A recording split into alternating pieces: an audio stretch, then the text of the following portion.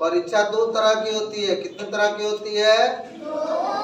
दो तरह की। एक होती है जो तुम किताब में पढ़ते हो, उसकी किताब में जो पढ़ते हो उसकी एक परीक्षा होती है, और एक तुम्हारे व्यवहार, तुम्हारे संस्कार, तुम्हारे विचार, तुम्हारे कर्म की भी परीक्षा होती है। क्या है? तुम्हारे, और उस परीक्षा में जो पास होता है वही सफल होता है। उस परीक्षा में जो फेल होता है वो असफल होता है। असली परीक्षा हमारे कर्मों की होती है। जैसा हम कर्म करते हैं उसके अनुसार हमें परीक्षा देना पड़ता है, और उसी के अनुसार हमें फल मिलता है। क्या है? और वो पढ़ाई लिखाई की भी परीक्षा से बहुत ज्यादा महत्वपूर्ण है। तो इसमें तुम्हारे कर्मों की भी परीक्षा हुई है। सिर्फ किताब में पढ़ के पास हो जाना जरूरी नहीं है, उससे कुछ हासिल होने वाला नहीं है। किताब के पढ़ के पास होने से कुछ हासिल नहीं होगा, जान लो। आदतों से पास होना पड़ेगा। कोई भी काम का एक डेडलाइन होता है, और उस डेडलाइन पर उस काम को करेंगे नहीं तो वो काम बेकार चला जाएगा। ठीक है? वो फिर कभी नहीं हो। ठीक है?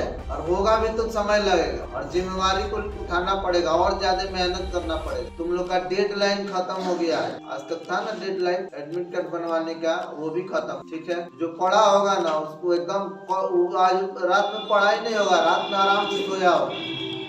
6 महीना पढ़ा होगा ना बढ़िया से, रात में वो नहीं पढ़ा होगा जी, वो आराम से सोया होगा ताकि कल जाके एकदम मेरा मिजाज फ्रेश रहेगा और मैं अच्छे ढंग से एग्जाम में लिख पाऊंगा। तो एग्जाम का ना टेंशन होगा, और ना उसको एग्जाम का क्वेश्चन आएगा तो देख के पसीना आएगा। ऐसा नहीं होगा। उसको अपने आप पर कॉन्फिडेंस होगा। जिसको डर होगा वो तो चीट बना के लाया। एग्जाम का जिसको डर होगा वो तो चीट बना के लाया होगा। चीट बना के ला के पास हो जाना यानी अपने आप को नाला में डुबा लेना हो। चीट से पास होने का मतलब क्या? बोलो। गटर में अपने आप को गिरा लेना होगा। गटर में, गटर जानता है किसको बोलते हैं? शहर में गटर होता है, बड़ा बड़ा नहर के जैसा गटर होता है, और उसी में पूरा शहर की गंदगी उसी में बहाई जाती है। गटर में बड़े से बड़े बिल्डिंग का लेटरिन का पाइप ला करके उसी गटर में डाल दिया जाता है, उसी में गिरेगा। वैसे ही गटर में गिरेगा तुम जो चीट करेगा, यानी कि उसी तरह का गटर साफ करना पड़ेगा पढ़ाई में जो चीट करेगा। आगे चल रहा है तो चीट तो बिल्कुल नहीं करना है एकदम।